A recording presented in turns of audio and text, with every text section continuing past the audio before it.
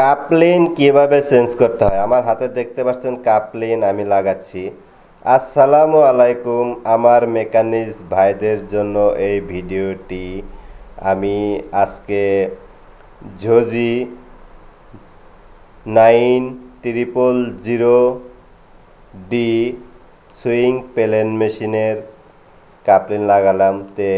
আমি এখন মোটরের স্ক্রুগুলো লাগাইতেছি। তো দেখুন আমি মোটরটা কিভাবে লাগাইলাম, মনোযোগ দিয়ে দেখুন, হয়তোবা ভিডিওটি আপনাদের কাজে আসতে পারে।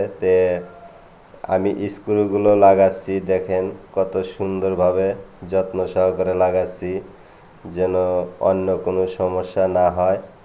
তো আরেকটি স্ক্রু লাগাবো, লাগিয়ে আমি কভার লাগাবো। তো এটি আমার 4mm এলিঙ্গি স্ক্রু। আমি 4mm এলিঙ্গি স্ক্রু লাগালাম। এই যে এখন কভারটি আমি লাগাইলাম, কভারটি লাগিয়ে তো এখন